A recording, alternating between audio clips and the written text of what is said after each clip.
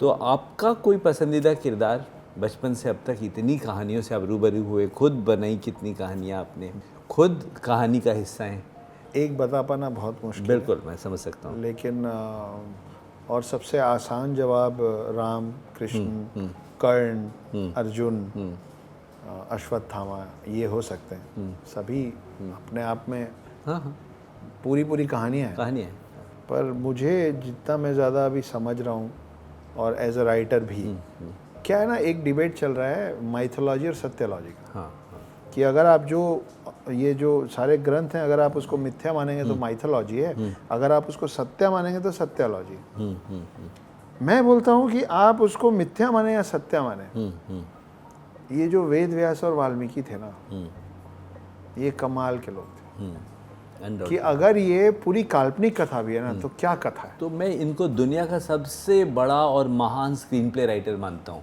कितनी कहानियाँ, किरदार, सबकी बैक स्टोरीज, सबका अलग ट्रैक, सबका सर्कल कंप्लीट, हर का आर्क अपने आप में कंप्लीट। और आप पढ़ते हैं तो आपको लगता है कि भाई वो भीष्म पितामह को मारने के लिए अर्जुन जिसको ढाल बनाया शिखंडी को, वो अपने पिछले जन्म से आ रहा है। मतलब वो तो जनरेशन फ्लूइडिटी भी है। उस जन्म में ये थे, फिर इस जन्म में ये हो गए, उसका बदला इधर ले रहे।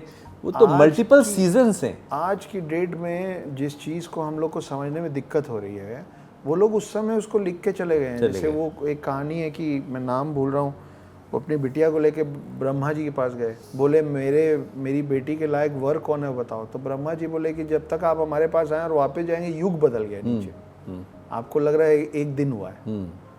तो ये जो टाइम डिफरेंस बिटवीन, वो उनको पता था। तो वो वापस आए तो फिर वो बलराम की पत्नी बनी। तो वो जो सार्वभौमिकता और सार्वकालिकता उन कहानियों में इम्पॉर्टेंट एलिमेंट्स हैं। आपको उस समय टाइम ट्रैवल लिख दिया उन्होंने, टेस्ट ट्यूब बेबी लिख दिया उन्होंने, अर्थ और सन का डिस्टेंस लिख दिया उन्होंने, पुष्पक विमान उड़ाते रहे, पुष्पक विमान उड़ा दिया उन्होंने, पुनर्जन्म की पूरी बात लिख देना, मल्टीवर्स और पैरेलल यूनिवर्स लिख दिया उन्होंने, और तीरों के ऊपर लेट गए। क्या नहीं कर दिया, क्या नहीं किया। तो लुक एट द इमेजिनेशन। तो हाँ, मेरा भी वही कहना है, उस हिसाब से भी देखें तो वो लेजेंडरी काम है ये। और जिन लोग ये मानते हैं कि ये सब मिथ्या है, तो फिर उस हिसाब से तो फिर ये जितने किरदारों का नाम मैंने पहले लिया, वो सब तो फिर इनके इन्वेंटेड हो गए ना, फिर डिस्कवर्ड तो डिस्कवर्ड नहीं है, इन्वेंटेड है, फिर इन्वेंटेड है। तो अगर इन्होंने सारे ये सब थे और इन सबको खोज के इनको डॉक्यूमेंट कर दिया, तो इनसे बड़ा डिस्कवरर कोई नहीं, और क्रिएट कर दिया तो इनसे बड़ा इन्वेंटर। तो उनकी योग्यता पर कोई सवाल नहीं है। कई बार तो मुझे ये लगता है कि इनके राइटर्स के नाम जो हैं, दोनों ब्रांड नेम्स हैं। कई पीढ़ियों ने उसी ब्रांड नेम से राइटिंग की है, क्योंकि एक इंसान के बस की नहीं लिखनी। हो सकता है, बिल्कुल हो सकता है, बस की नहीं है, क्योंकि हम लोग तो अटेम्प्ट करते हैं राइटिंग, एक नाम पे बाकी लोग घोस्ट राइटिंग। हाँ, एक ब्रांड नेम बना और कई पीढ़ियों में लिखा गया कि और चलने तो भाई रॉयल्टी आती रहेगी हर घर में।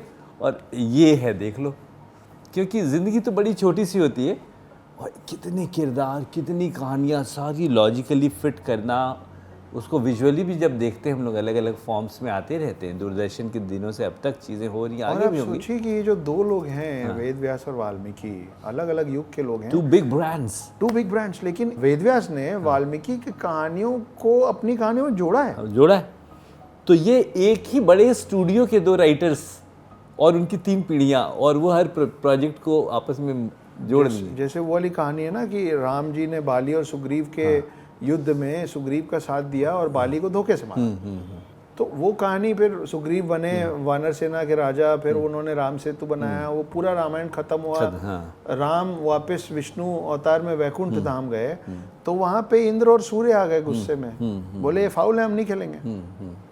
रामायण खत्म हो गई।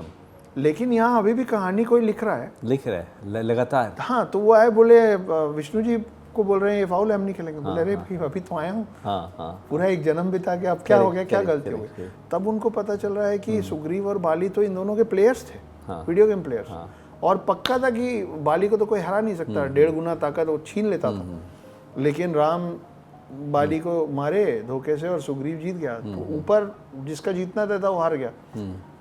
तो फिर विष्णु जी बोले कोई बात नहीं, अगले जन्म में जाऊंगा तो इसको बैलेंस कर दूंगा, शांत हो जाऊंगा। अब अगली बार वो कृष्ण बन के आए। इस बार वो इंद्रपुत्र अर्जुन का साथ दिए सूर्यपुत्र कर्ण के खिलाफ, और पिछले बार उल्टा किए थे। तो यहाँ हम लोगों को लग रहा है कि हम कार खरीद रहे हैं, हम फ्यूचर बना रहे हैं, हम जमीन खरीद रहे हैं, हम कुत्ते बेच रहे हैं।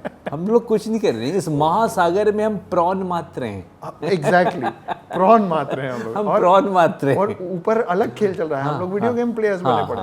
हम लोग बस प्रॉन मात्र हैं, सेल्फी ले रहे हैं।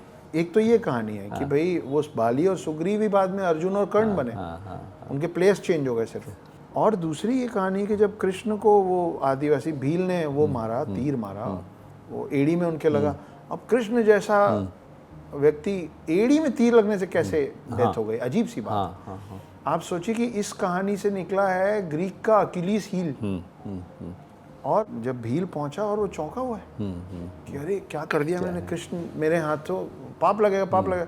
कृष्ण जाते जाते खुद उसको बोल के गए कि पाप नहीं लगेगा, वो पिछले जन्म में तुम बाली थे, मैं राम था, मैंने जो तीर तुमको धोखे से मारा था कर्मा है, ये तुम पे नया पाप नहीं चढ़ रहा है, ये मेरा पिछले जन्म का कर्मा कट रहा है। That was my backlog.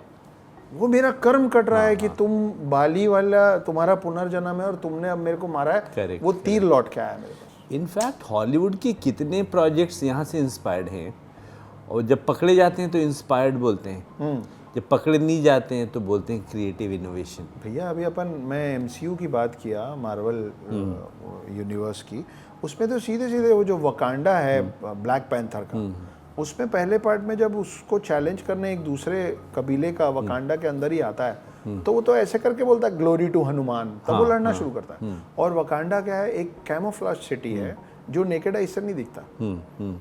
हमारे ग्रंथों में लिखा हुआ है कि कैलाश पर्वत के ऊपर ज्ञानगंज, जिसको शैंग्रीला भी बोलते हैं दूसरे लैंग्वेजेस में, वो पूरा एक शहर है जो कैमोफ्लेज्ड है, और बोलते हैं कि जितने 7 इमॉर्टल्स हैं वहीं रह रहे हैं, और वो बोल रहा है ग्लोरी टू हनुमान। एब्सोल्युटली। तो और कितना सिमिलैरिटी उठाएंगे आप। तो वो अपने आप में एक जो महावर्ष है, उसमें इतने किरदार, इतनी कहानियाँ सदियों से और आगे तक। हाँ सॉरी विषयांतर हो गया, लेकिन सवाल ये था कि फेवरेट किरदार कौन है। तो मेरे ख्याल से तो वेदव्यास और वाल्मीकि हैं, दो बिग ब्रांड्स। हम किरदार को क्यों पसंद करें, किरदार बनाने वाले को, the Brahma's of that महावर्स। Correct, या सुपर्ब। नहीं अच्छा है। अब ये तो मुझे भी दूसरे इंटरव्यूज में बताने का अच्छा जवाब है जो हम लोगों ने यहाँ पे शोध किया। जी, द ब्रांड नेम्स